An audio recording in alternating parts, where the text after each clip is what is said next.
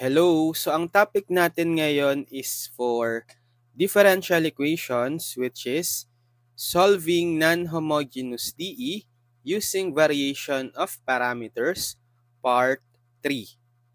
So kung hindi nyo pa napapanood yung parts 1 and 2, ililink ko na lang sa description para ma-check nyo. Maganda, panoorin nyo muna para meron na kayong idea sino sa mga isa-solve nating problems for the topic non-homogeneous DE using variation of parameters. Okay? Para magagets nyo na yung flow ng solutions natin. So ito yung mga concept na na-discuss natin dun sa parts 1 and 2. Tsaka yung mga na-solve nating problems, nakapag-solve na tayo ng problems hanggang item number, check natin yung last, 6 ata eh.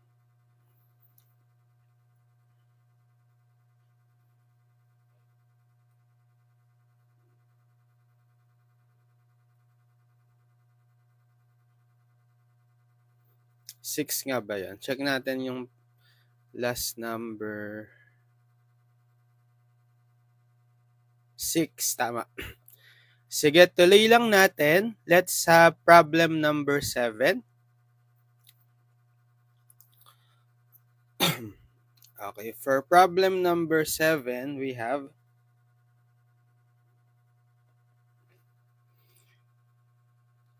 b squared plus 1 y is equal to tan squared x. Okay, so again, ang non-homogeneous DE always takes the form f of dy is equal to r of x. So yung f of d natin is ito, function of the differential operator na nakatabi kay y, d squared plus 1. Then yung r of x is non-zero function of x, which is itong tan squared x.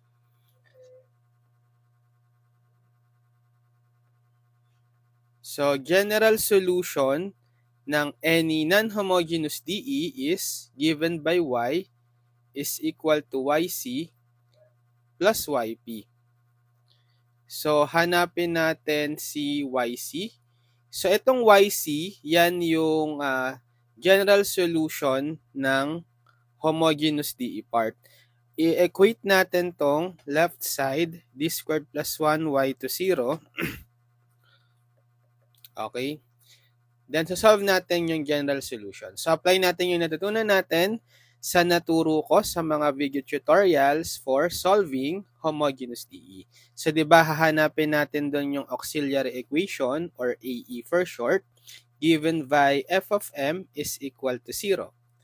So, palitan natin yung m ay yung capital D ng m sa f of d, magiging m squared plus 1 equal 0. Then, solve natin yung roots. Transpose si positive 1 sa kanan, magiging m squared is negative 1. Then, get the square root of both sides. So, square root ng m squared, m. And then, magiging plus minus, square root ng negative 1, plus minus I. So, anong case ito kapag ang roots ng auxiliary equation natin ay complex conjugate roots, so may imaginary number? Diba, case 3? So, kung meron tayong complex conjugate roots na m is equal to plus minus bi, bale, pwede nating isulat itong given roots natin kasi wala siyang real part na a. Lagyan nyo ng placeholder na 0 plus minus I. Pag pinatter natin, si a is 0, tapos si b is yung coefficient ng I na 1, right? So, paano ngayon isulat ang general solution kapag case 3 for homogeneous DE? So, YC is C1 e to the AX cosine BX plus C2 e to the AX sine BX. So, laging in pair yung sine and cosine, di ba, na merong e to the AX. So, substitute the value, C1 e to the A, 0, X, cosine B, 1, X, plus C2 e to the A, 0x, sine B, 1x. Okay? Or simplifying further, itong mga e to the 0x, di ba 1 na lang yan? Kasi e to the 0 is 1. So, magiging C1 cosine 1x or x na lang plus C2 sin x. Yan. So, ito yung YC. And then, for YP, so kapag meron ka ng YC, pwede nyo nang makuha yung form ng YP. Okay, so YP is, di ba, naturo ko to sa concepts ng variation of parameters sa parts 1 and 2. Bale, ang form ng YP is U1, Y1, plus U2, Y2. Kasi, yung ano natin, yung U1 at U2 natin is any function of X na hanapin natin. Tapos, itong Y1 at Y2 is, ito yan. Yung mga nakamultiply na function kay C1 at C2. So, pwede nyong i-assign, let Y1 be equal dito sa cosine X, and let Y2 be equal to sin X. Or pwede ring baliktad. Okay? Depende sa inyo. So, hanggang ano lang tayo, Y2 kasi second order nga lang yung ating yung DE, di ba? N is 2. Kasi d squared plus 1y lang tayo. Okay? Kaya dalawa lang yung hahanapin nating u, function of x, u1 and u2. Paano ngayon hanapin ang u1 and u2? So, apply natin yung simultaneous equation. Kapag second order lang, based dun sa naturo ko, palagi ang gagamitin nating form ng simultaneous equations ay y1 u1 prime plus y2 u2 prime is equal to 0. y1 prime u1 prime plus y2 prime u2 prime equals r of x. Okay, ito palagi. Kapag second order lang yung ating DE. So, substitute ngayon natin yung y1 cosine x times u1 prime plus y2 sin x times u2 prime is equal to 0. Then, y sub 1 prime. So, ibig sabihin, i-derivative natin yung y1 which is yung cosine. Ano ang derivative ng cosine? Negative sine. Diba? Negative sine x times u1 prime plus y2 prime, derivative ng sine, positive cosine x times u sub 2 prime equal to r of x. So, ano ba yung r of x? Kanina, in-identify natin as tan squared x. Okay, tama. Tan squared x. Yung function of x sa right side. Yan. So, equal to r of x which is tan squared x. Tapos, pwede na nating isulat in matrix form. In matrix form, we will have the coefficient matrix. Okay, ano yun? Cosine x, sin x, negative sin x, cosine x. Cosine x, sin x, negative sin x, cosine x. Then times yung unknown, u1 prime, u2 prime. Equals, yung nasa right side natin na entries ay 0 tan squared x. Okay. Then, pwede na nating ma-solve yung u1 prime and u2 prime using Cramer's rule.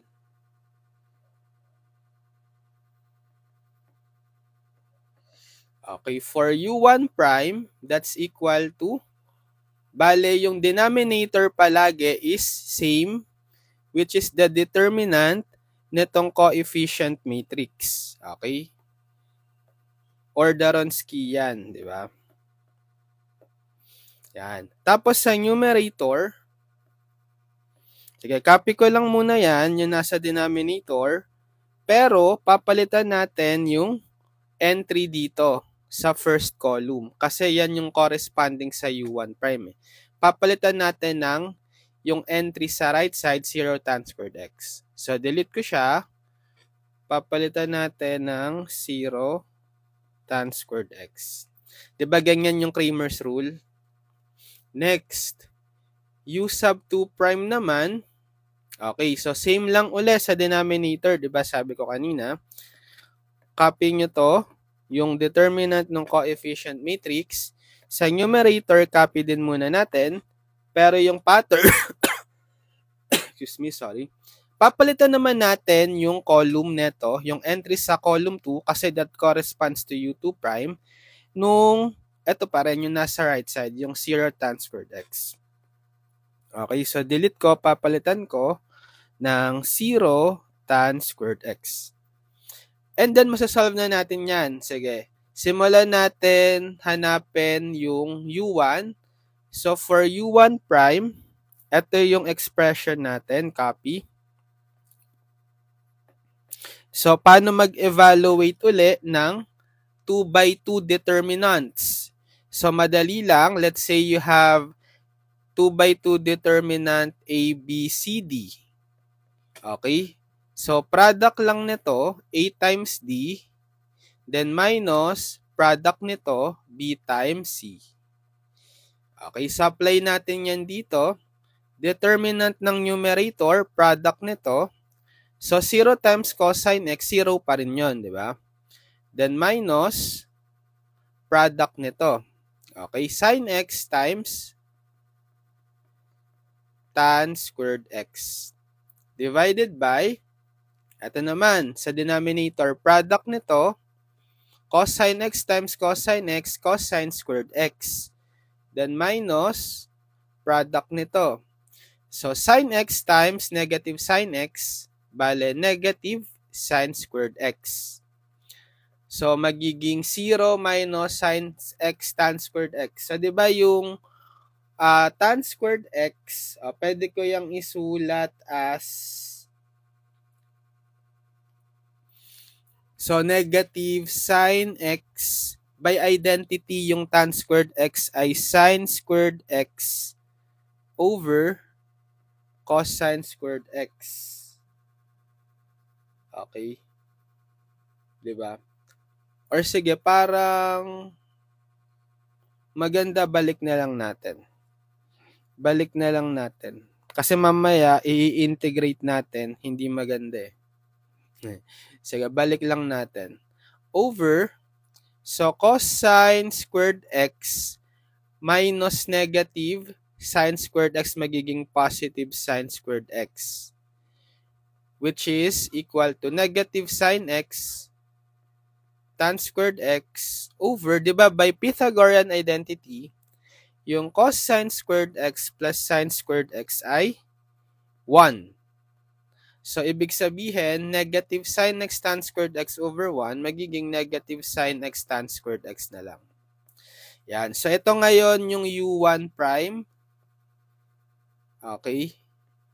Yan. So, ang goal natin is mahanap si u1. Aalisin natin yung prime niya or yung first derivative. Paano? By integrating both sides with respect to x. Yan, di ba? Kasi, pag in-integrate natin yung first derivative, babalik siya sa original function, ma-undo yung first derivative or yung prime niya. So, integral ng u1 prime is u1.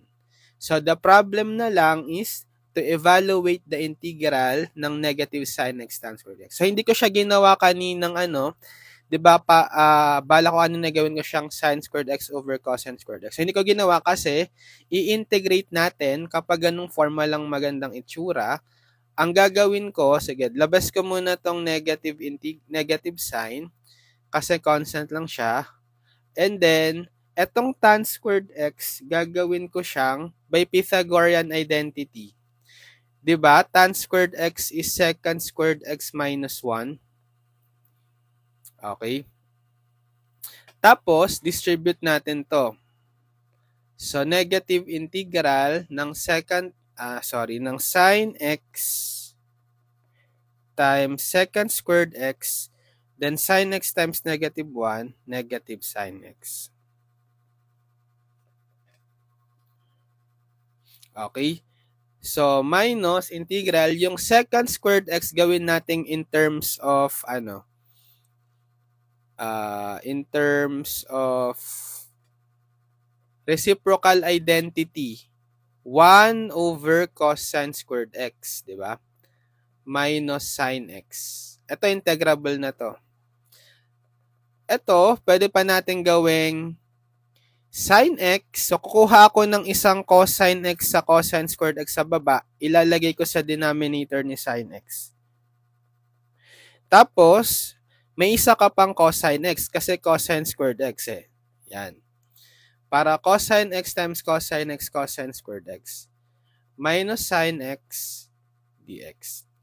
So, identity, sin x over cosine x tan x and 1 over cosine x secant x. So, diba? Kaya ko siya ginawang ganyan kasi magiging standard integral formula to. Diba? Minus sin x dx. Yan. So, tapos i-distribute natin tong negative integral together with the dx.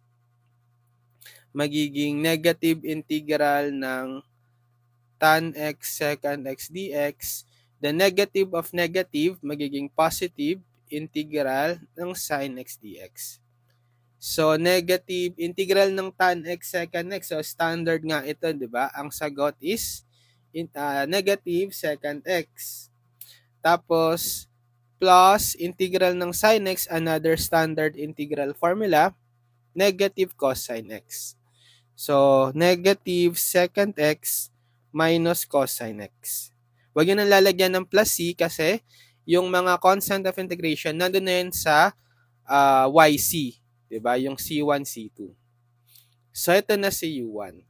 u1 is negative secant x minus cosine x. Next, si u2 pa, diba? For u2 prime naman, ano yung expression natin for u2 prime? Copy ko, ito.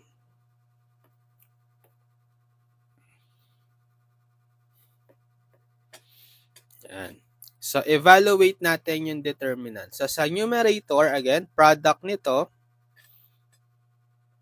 cosine x times tan squared x. Then, minus 0 times negative sin x. So, 0 pa rin yun, di ba? Product nito. Over, so, di ba, same na lang tong kanina sa determinant ng denominator. Same na lang yun yung nasa u1. Eh, ano yung nakuha nating determinant kanina ng denominator? Di ba, 1? So, wag na nating i-evaluate. Kopyahin na lang natin kasi same lang naman sila na 1.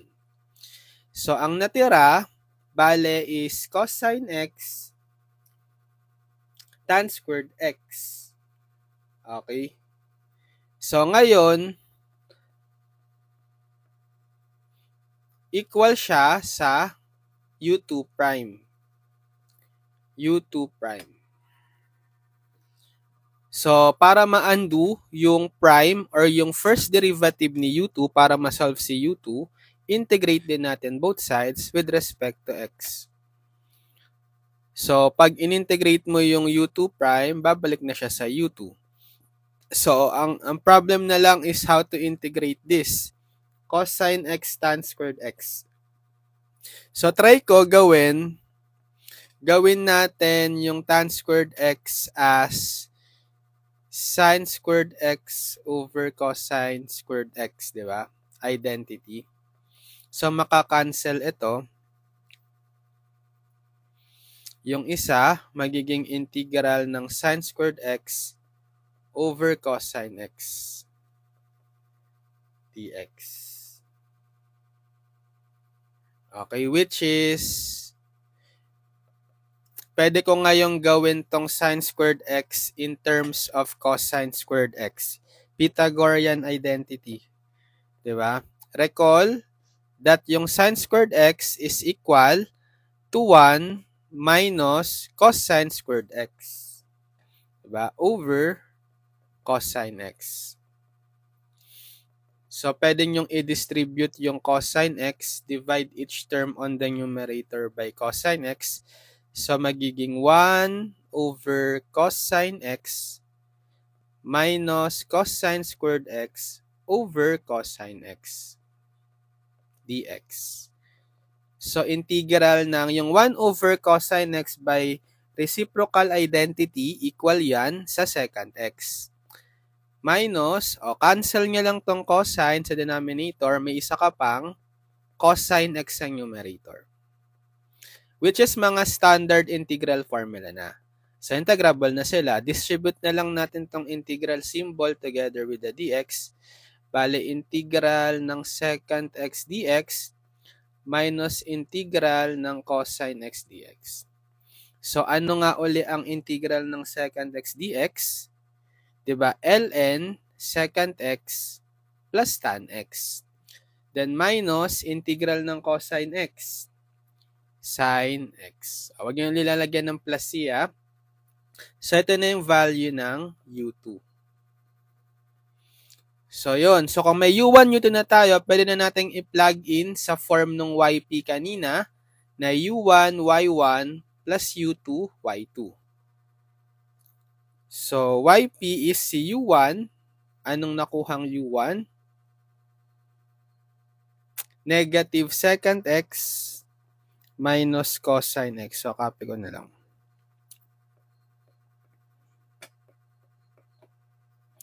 Times y1. Ano ba yung y1 natin? Balikan lang natin. Ito. y1 is cosine x tapos y2 is sin x. So, copy ko.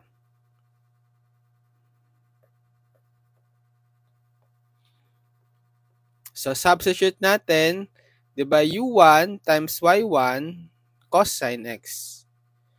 And then, plus u2. Ito si u2. Ln secant x plus tan x minus sin x times y2. Ito si y2 sin x. So, simplifying further, distribute lang natin tong cosine x. Yan. So, magiging negative secant x times cosine x. The negative cosine x times sin x, times cosine x, negative cosine squared x. Tapos, distribute din natin tong sin x, bale magiging positive sin x times ln ng secant x plus tan x, the negative sin x times sin x, negative sin squared x. So, simplifying further, bale, negative secant x cosine x. Diba, negative, yung secant x, that's negative 1 over cosine x. Times cosine x ang makakancel, magiging negative 1 na siya. Right? So, negative 1. Tapos, di ba itong negative cosine squared x minus sin squared x, pwede nating i-factor out yung negative sa kanila. Bale, magiging negative quantity cosine squared x plus sin squared x, which is Pythagorean identity that's equal to 1. Okay? Plus sin x ln secant x plus tan x. So, yp is negative 1 minus itong cosine squared x plus sin squared x is negative 1, is 1. So, magiging negative 1. Then, plus sin x ln of secant x plus tan x. Yan. So, pwede pa nating i-combine yung negative 1 minus 1, negative 2. Plus sin x ln ng secant x plus tan x. Yan. So, therefore, ito na yung yp. So, kung may yp na tayo, pwede na nating makuha yung general solution ng non-homogeneous DE. Diba? Y is yc plus yp. So, y is, ano si yc? Balikan natin yung nakuhang yc kanina. Ito. Copy ko na lang. C1 cosine x plus C2 sin x.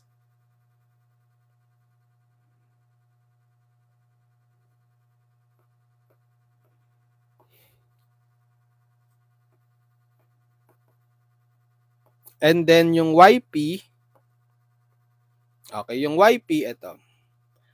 Negative 2 plus sin x ln ng secant x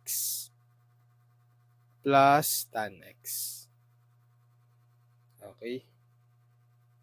So, this is the general solution.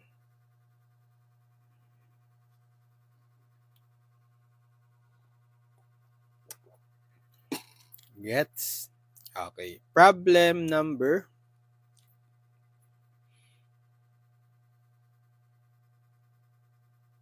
7. Okay, sige. 7. Next, problem number 8. Okay, for problem number 8, let's have, okay, ito. D squared minus 3D plus 2y is equal to cosine e to the negative x. Okay, again, f of dy is equal to r of x, form ng non-homogeneous DE. Bale, yung f of d natin is ito, d squared minus 3d plus 2. Then, yung r of x is ito, cosine e to the negative x. Yan. General solution ng any non-homogeneous DE uli, y is yc plus yp. So, for yc muna tayo, yung homogeneous DE part, equate natin tong d squared minus 3d plus 2y to 0. Then, find the general solution. That will be the yc. So, hanapin yung auxiliary equation, di ba? Ang auxiliary equation, that's f of m is equal to 0. Bale, yung capital D sa f of d, palitan nyo ng m, magiging m squared minus 3m plus 2 equals 0. Then, solve natin yung roots. So, factorable ba ito? Yes, factorable naman yan. Dalawang binomial factors. So, factors ng m squared, m and m. Then, isip tayo ng factors ng positive 2 kapag inadd is negative 3. Diba pwedeng negative 1 and negative 2? Kasi negative 1 times negative 2, positive 2. Negative 1 plus negative 2, negative 3. Ayan. Tapos, equate each factor to 0. M minus 1 is 0. And m minus 2 is 0. Then, solve for the root. So, bale, transpose si negative 1 sa kanan, magiging 1, positive 1. So, ito na si m1. Tapos, dito, transpose si negative 2 sa kanan, magiging positive 2. Ito na si m2. So, anong case naman ito ng homogeneous DE kapag ang roots ng auxiliary equation ay unique real roots? Case 1, di ba? Base sa naturo ko. So, therefore, yung YC kapag case 1, unique real roots, ang form niya is C1 e to the M1x plus C2 e to the M2x. So, YC is C1 e to the M1, di ba 1? So, 1x plus C2 e to the M2, 2x. Or simply, YC is C1 e to the, itong 1x, x nyo na lang, x na lang siya, plus C2 e to the 2x. Yan. And then, makukuha na natin yung YP. So, second order lang ulit tayo. Ang YP natin, just like on the previous example, takes the form U1, Y1 plus U2, Y2. Again, yung U1 and U2, function of X. Tapos, yung Y1, Y2 is ito. Yung mga functions natin na nakamultiply sa arbitrary constant, C1, C2. So, sige, kung ile-let Y1 ko be equal to e to the x, and let y2 be equal to e to the 2x, pero pwede ring baliktad, depende sa inyo. Bale, ang magiging simultaneous equation natin, pareho lang din, two systems of equations, y1, u1 prime, plus y2, u2 prime, is equal to 0 and y1 prime, u1 prime plus y2 prime, u2 prime is equal to r of x. Sige, substitute natin y1 e to the x times u1 prime plus y2 e to the 2x times u2 prime equals 0. Tapos, yung y1 prime, sabihin, the derivative natin si y1, e to the x. Ano derivative ng e to the x? E to the x pa rin. Then, times u1 prime plus y2 prime. So, derivative naman ng y2, e to the 2x. So, derivative ng e to the 2x, diba? E to the 2x times, by chain rule, derivative ng 2x, 2. So, 2 e to the 2x. Then, times u2 prime. Equal to r of x. Ano yung r of x natin kanina? Ito, cosine e to the negative x. Okay? Cosine e to the negative x. Yan. So, in matrix form, coefficient matrix, we have e to the x, e to the 2x, e to the x, 2e to the 2x. So, e to the x, e to the 2x, e to the x, 2e to the 2x. Then, times yung unknown u1 prime, u2 prime. Equal to 0 cosine e to the negative x. Yan. So, by Cramer's rule, makukuha natin yung value ni u1 prime tsaka u2 prime. So, u1 prime is, so palagi yung denominator same, determinants ng coefficient matrix or yung Wronskian.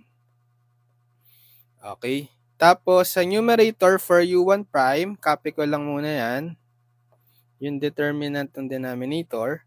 Pero again, papalitan nyo yung entry sa column 1 ng 0 cosine e to the negative x. So, delete ko to. Palitan ng 0 cosine e to the negative x. Okay. So, yan yung u1 prime value. Sa u2 prime naman, so same sa denominator kay u1 prime, yung determinant ng coefficient matrix, so copy. Then sa numerator, copy natin yung denominator. Pero papalitan naman natin yung column 2, yung entries ng, yung 0 cosine e to the negative x. So, 0 cosine e to the negative x. So, pwede nating hanapin si u1. Gamitin natin yung u1 prime. Ito yung value, copy.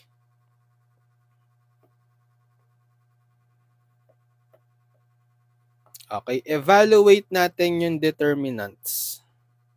So, determinant ng numerator, product nito, so 0 times 2e to the 2x, 0 pa rin. Diba? So, 0, then minus, okay, product nito, e to the 2x times cosine e to the negative x. Yan.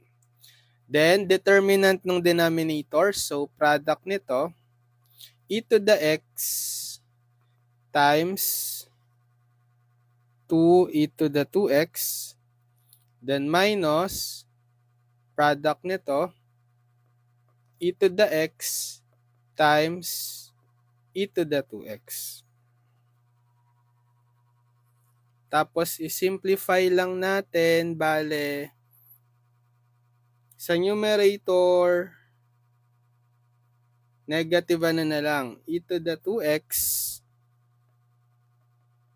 cosine e to the negative x.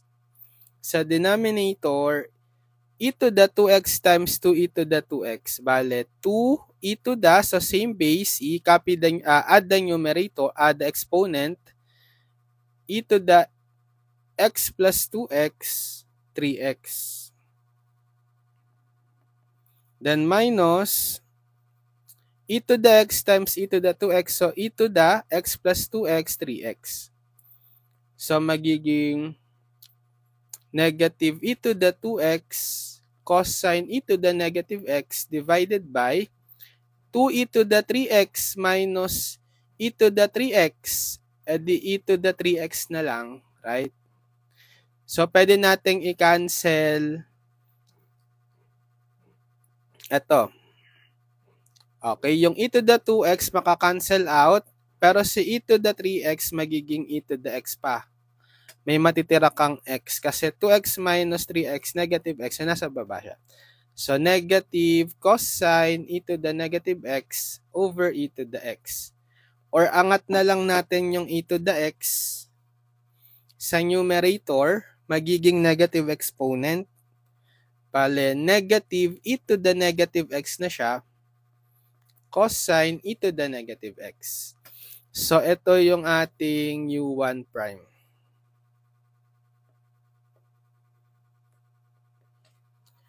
So, kailangan nating ma-solve yung u1. Alisin natin yung prime or yung first derivative by integrating both sides with respect to x. So, integral ng u1 prime, u1 na lang. Ma-undo yung first derivative pag in-integrate. The problem na lang is to evaluate this integral. Diba pwede naman tayong mag-substitution dito? Obviously, pwede nyong i-let w be equal to e to the negative x. So, derivative ng w, dw, derivative ng e to the negative x, e to the negative x times by chain rule, derivative ng negative x, negative 1, dx. So, dw is, bale, negative e to the negative x dx. So, diba ito na yun, yung negative e to the x dx, yan, equal sa dw na lang. Sige, pag sinubstitute natin, magiging integral ng, simulan natin sa cosine, e to the negative x is w, tas itong ang negative e to the negative x dx ay dw na. So, standard to, integral ng cosine w dw, positive sign w. Diba? Tapos, ibalik na lang natin si w as e to the negative x. Yan. So, therefore, ito na si u1. Sin e to the negative x. Next, si u2 naman. So, yung u2 prime natin kanina, ito, copy ko.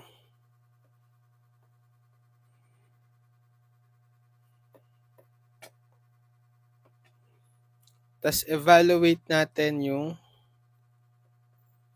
determinant. So, sa numerator, product nito, bale, e to the x, cosine e to the negative x, then minus product nito. 0 times e to the x, 0. Tapos, nakuha na natin to, same lang sa u1 prime, di ba? Ano yung determinant ng denominator?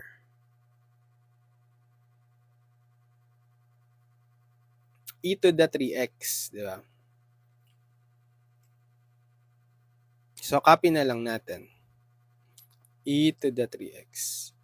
So, magiging e to the x cosine e to the negative x over e to the 3x. Or, makakancel ito, itong e to the 3x magiging e to the 2x na lang.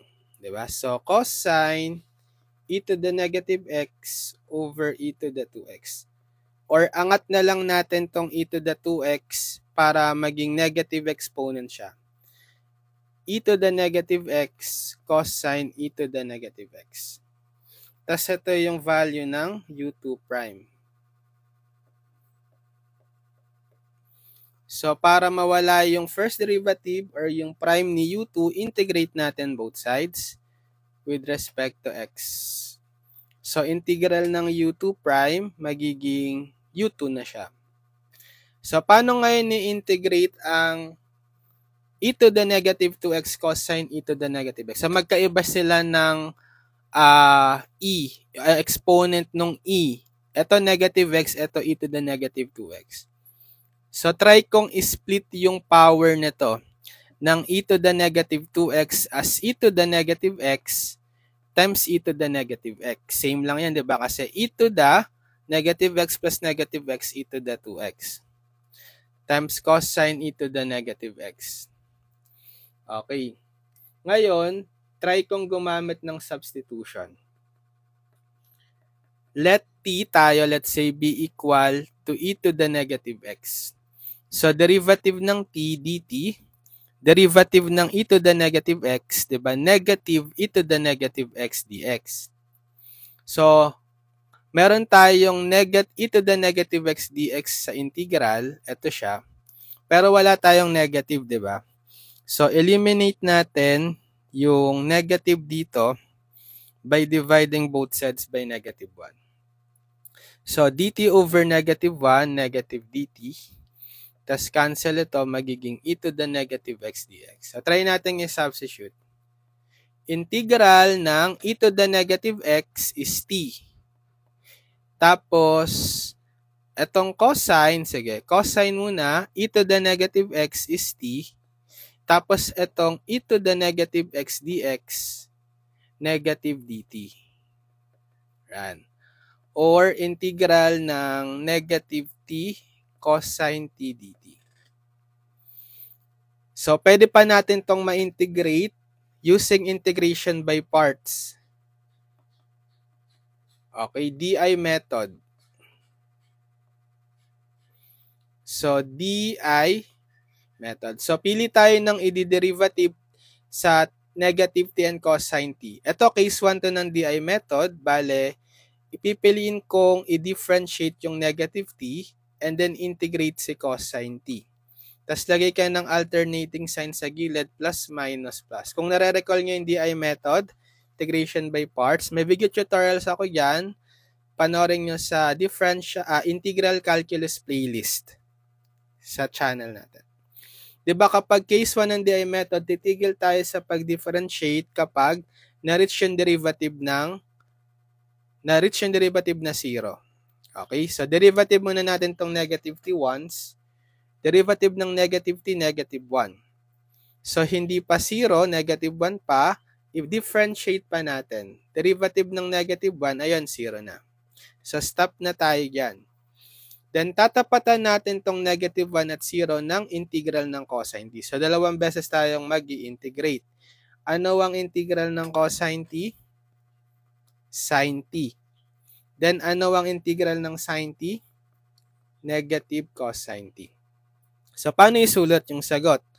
Product nitong diagonal terms, including yung sign convention sa gilid. So, product nito plus product nito. 2. So, bale, ang sagot sa integral ng negative t cosine t dt ay positive negative t cosine t. So, negative t sin t times, multiply nyo yun. Tapos, negative of negative 1 times negative cosine t. Bale, positive na to. Negative times negative 1, positive 1, times negative cosine t pa. Negative cosine t. Yan. Pero, di ba si t, ibabalik natin as e to the negative x. Di ba may substitution tayo kay t? So, magiging negative t e to the negative x sin t e to the negative x minus cosine t e to the negative x. So, ito yung integral natin neto ng e to the negative 2x cosine e to the negative x dx. So, ito ngayon yung value ng u2. Okay, u2. Yan. So, meron na tayong u1, u2. Makukuha na natin yung yp. Therefore, yp is Yung form kanina, u1, y1 plus u2, y2. So, yp is, so si u1, si u1, sine e to the negative x. So, sine e to the negative x times y1. Ano ba si y1 natin? Kanina, let y1 natin ay e to the x. Sige, tapos si y2 e to the 2x. Copy ko na.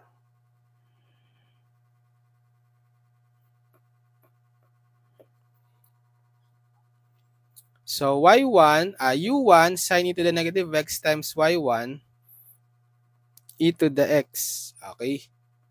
Plus u2, eto. Okay, copy ko tong u2 times y2 e to the 2x. So, ito, wala pala tayong na-receive dito. So, copy na lang natin as e to the x sine e to the negative x. Ito i-distribute natin.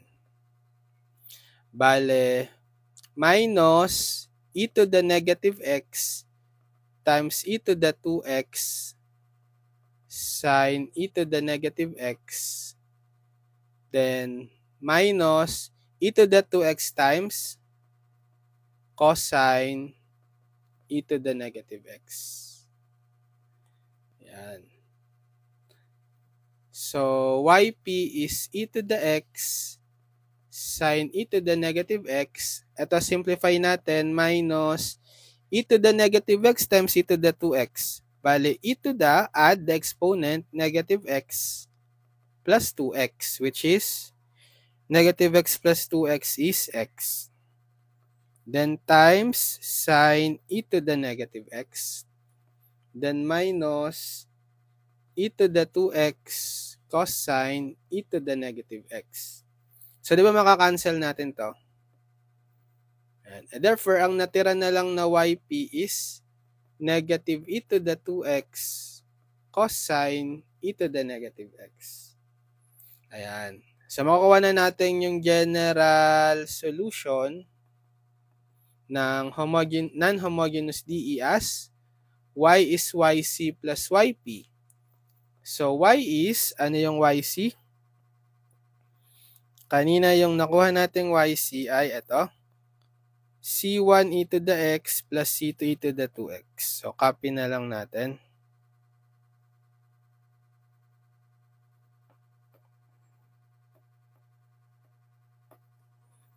Pangat ng 2. C2 yan. Then, plus the yp. So, minus e to the 2x cosine e to the negative x. Yan. So, this is the general solution. Gets? Okay. Sige, next. Anong number ito? 7, 8? 8 ba? 8. Okay, sige. Next. Number 9. For number 9,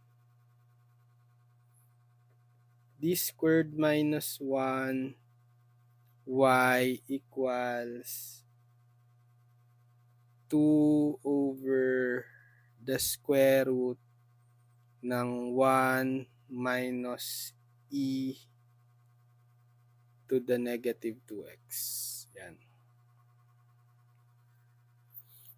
Again, non-homogeneous DE takes the form f of dy r of x. So, yung f of d natin is ito. D squared minus 1.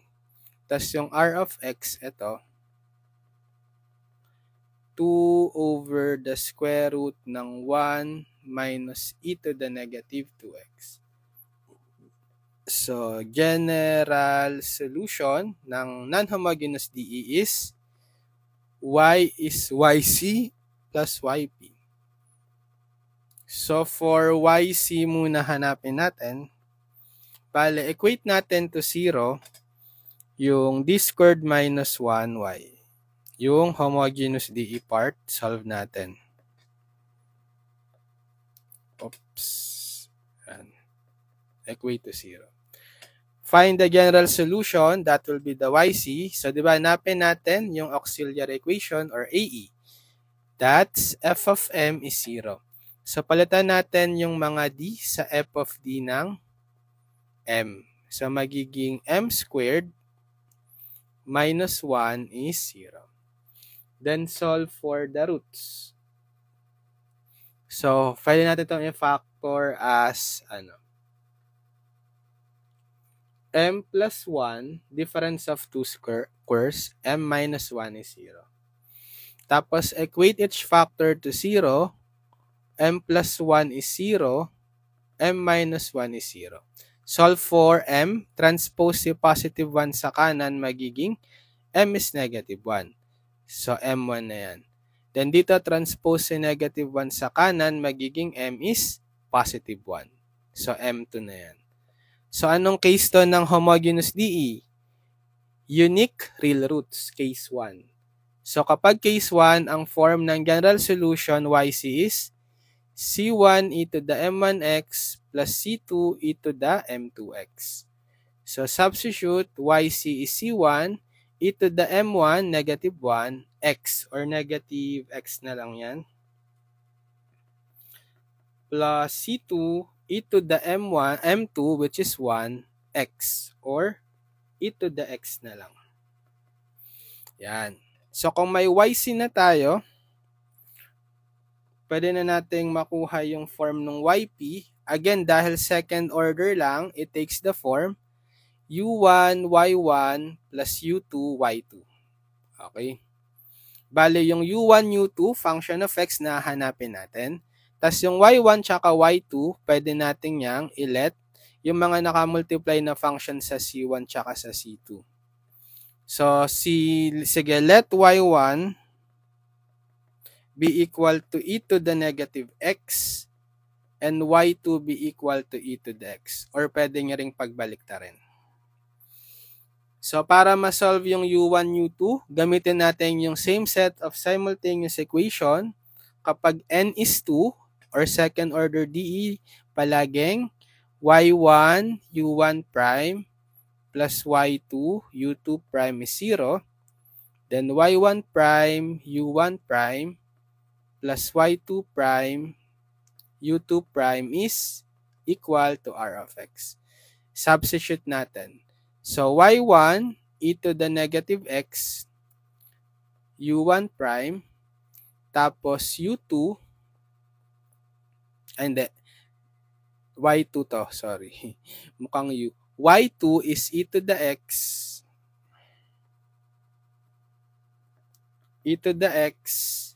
times u2 prime is 0. Tas y1 prime. So, if sabihin, di-differentiate natin yung y1 e to the negative x. Derivative ng e to the negative x is e to the negative x by chain rule times sa derivative ng negative x, negative 1. Or, magiging negative e to the negative x. Derivative ng e to the negative x. Times u1 prime. Plus, derivative ng y2, derivative ng e to the x pa rin. u2 prime. Equal to r of x. Ano yung r of x natin?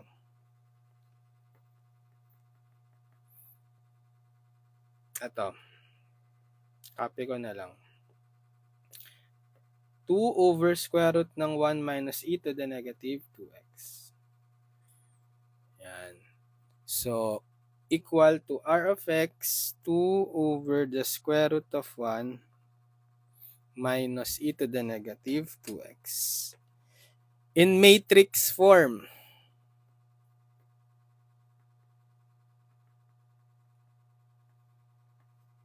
So, coefficient matrix, yung mga coefficients ng u1 prime, u2 prime.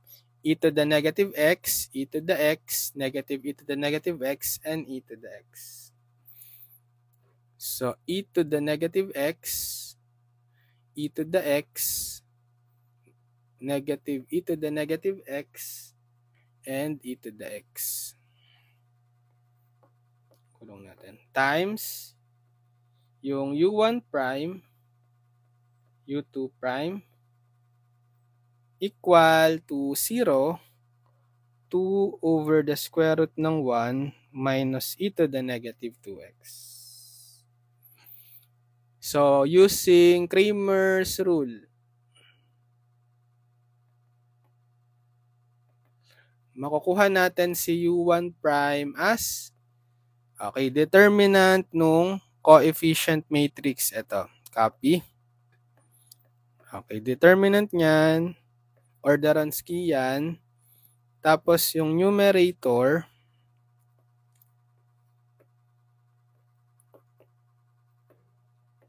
copy natin yung denominator, pero papalitan natin yung entries ng first column as netong mga entries dito sa right side, yung 0, 2 over the square root ng 1 minus e to the negative x. Si u2 prime naman, so pareho lang sa denominator ni u1 prime yon. Determinant ng coefficient matrix, copy. Tapos sa numerator, copy natin yung denominator. Pero this time, papalitan naman yung entries ng column 2. Ito. Ito pa rin yung 0, 2 over the square root ng 1 minus e to the negative 2x. So, hanapin muna natin si u1. Gamitin natin yung expression for u1 prime. Ito.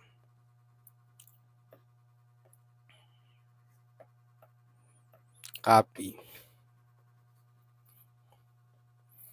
Evaluate the determinant ng numerator. So, product nito, 0 times e to the x. So, 0 pa rin.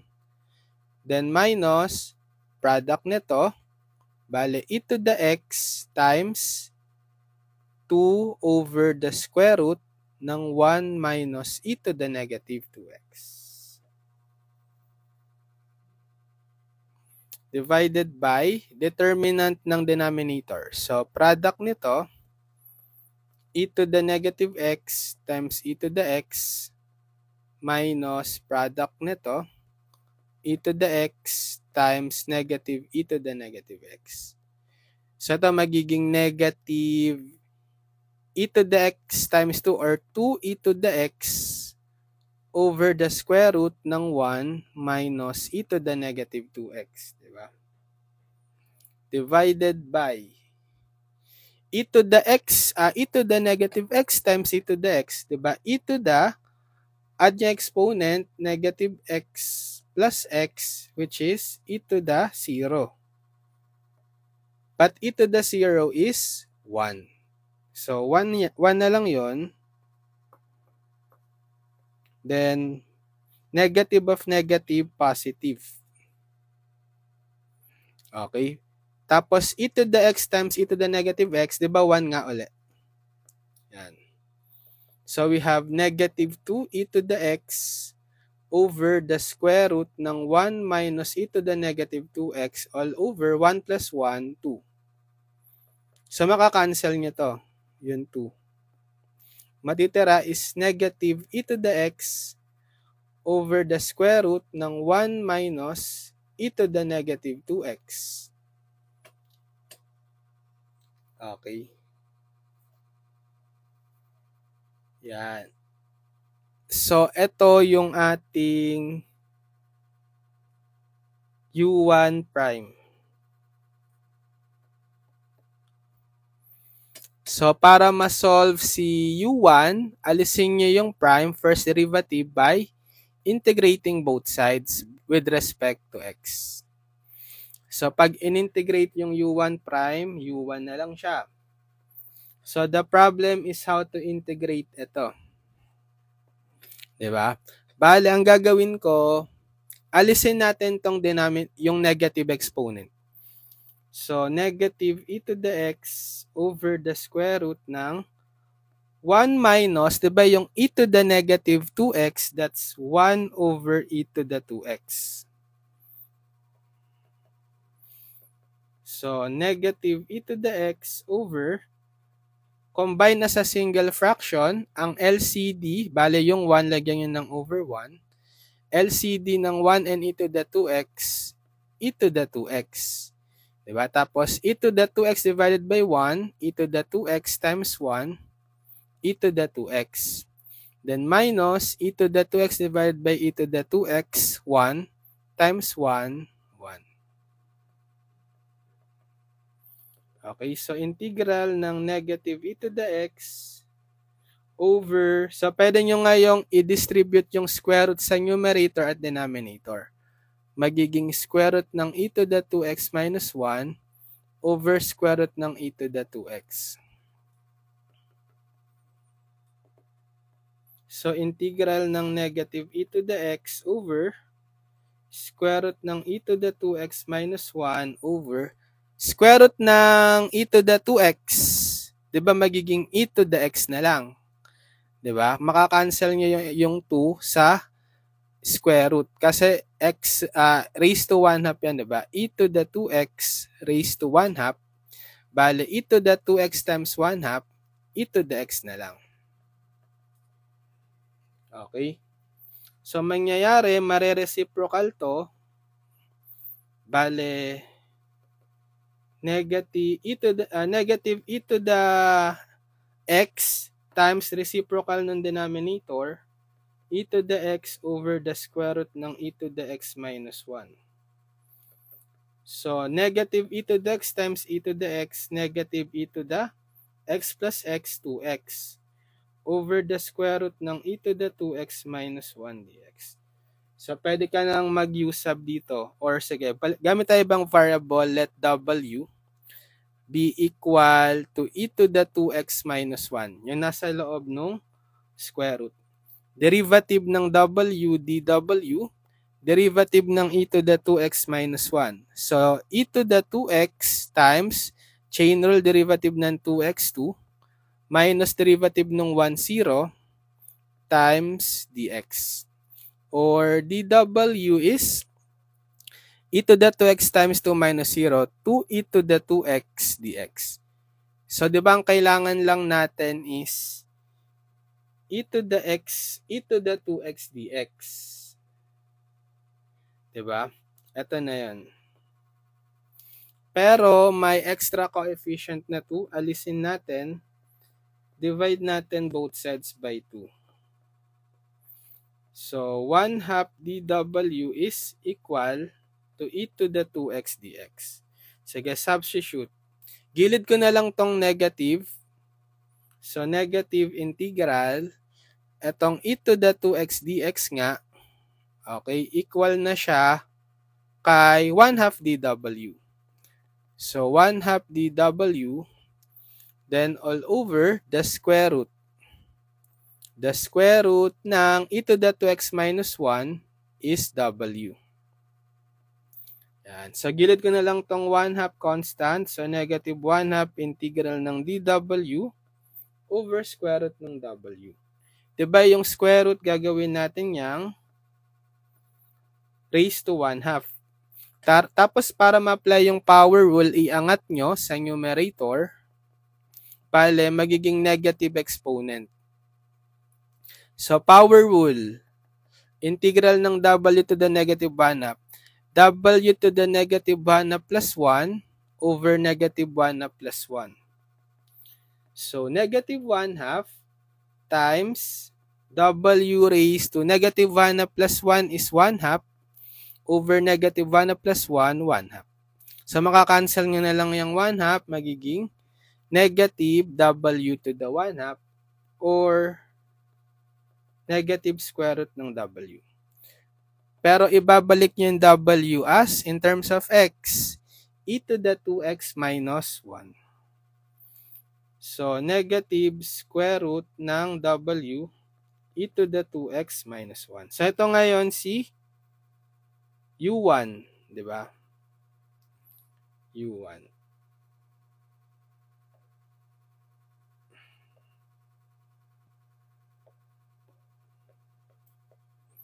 So, u1 is negative square root ng 2x minus 1. Next, yung u2 naman. So, for u2 prime, copy natin yung expression kanina. Ito.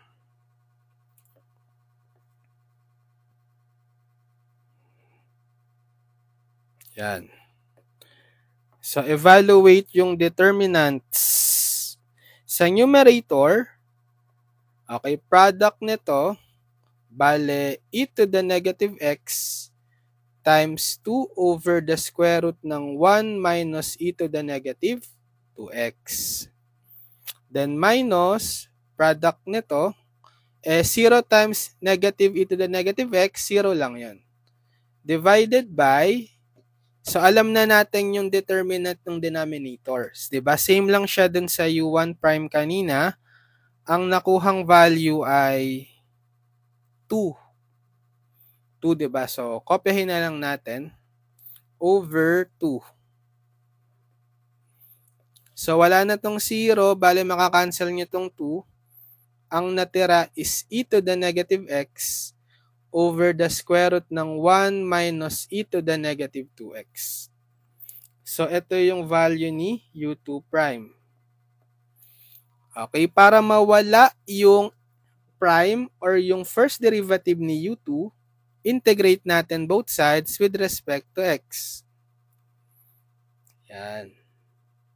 So, ang mangyayari, integral ng u2 prime, u2 na siya. So, the problem is how to evaluate the integral neto. E to the negative x over the square root ng 1 minus e to the negative x squared dx. So, pwede ko itong gawing e to the negative x over the square root ng 1 minus e to the negative x quantity squared. Diba? Kasi yung e to the negative 2x by power to power law, pwedeng e to the negative x or kasi mamultiply mo yung 2 times negative x dx. Okay, tapos ile-let ano natin, mag-use sub tayo or another variable, let v. Let v be equal to e to the negative x. Derivative ng v dv, derivative ng e to the negative x is e to the negative x times derivative ng negative x, negative 1 dx. Or dv is negative e to the negative x dx. Ang kailangan lang natin is e to the negative x dx, ito, kasi may extra coefficient na negative. Eliminate natin yung negative by dividing both sides by negative 1. So, dv over negative 1, negative dv, tas cancel na to, e to the negative x dx. Substitute. So, integral ng e to the negative x dx magiging negative dv na siya. Then, over the square root ng 1 minus e to the negative x is v, tapos may squared. Diba? So, anong integral nito? So, labas muna natin yung negative. Negative integral ng dv over the square root ng 1 minus v squared. Standard ito, di ba? Yielding arc sine, di ba? Integral ng dv over square root ng 1 minus v squared, arc sine v. If you recall the formula. So, negative arc sine ng v, substitute nyo pabalik in terms of x, which is v is e to the negative x. Yan. So, therefore, ito yung value ni u2. Yan, kompleto na tayo. May u1 tsaka u2 na tayo. Makukuha na natin yung yp equal to u1, y1 plus u2, y2. So, yp is u1. Ano si u1?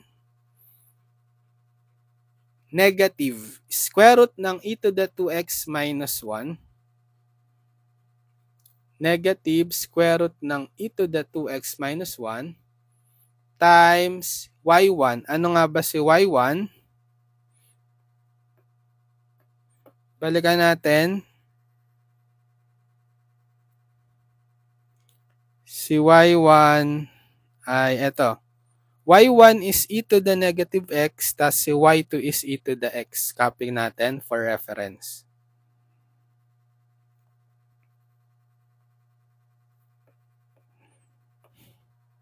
Yan. So, u1 times y1, which is e to the negative x, plus y2, which is negative arcsine ng e to the negative x, mali, u2 pala, sorry, u2, which is negative arcsine ng e to the negative x, times the the y2, which is e to the x. So, yp is, sige, unahin ko tong e to the negative x. So, negative e to the negative x square root ng e to the 2x minus 1. Okay. Then, plus, or magiging minus na siya. So, minus, unahin ko tong e to the x. Then, arcsine ng e to the negative x. Yan. Yan, ito na yung yp natin. Therefore, yung general solution makukuha na natin given by y is equal to yc plus yp. So, y is, ano yung yc natin kanina? Ito, c1 e to the negative x plus c2 e to the x. So, copy ko na lang.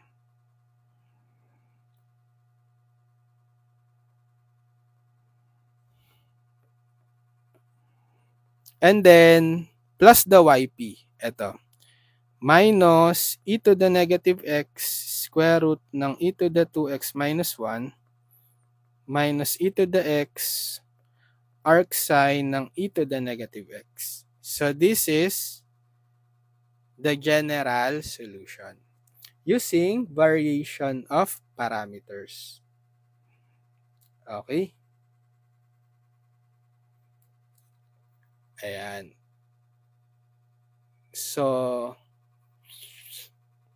naka-solve tayo ngayon ng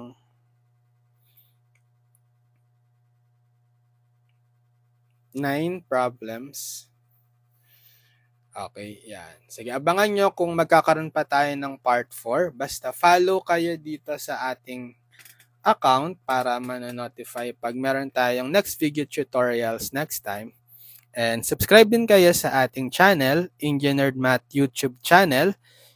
Ililink ko na lang sa description ng YT yung mga past video tutorials natin for differential equations.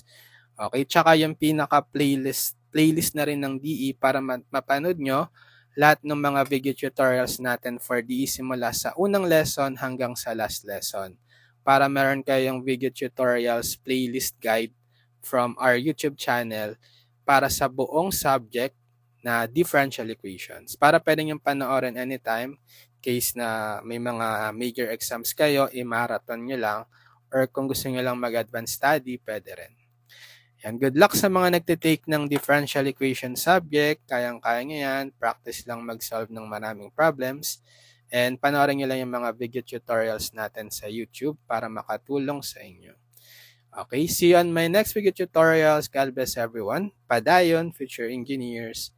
Bye-bye.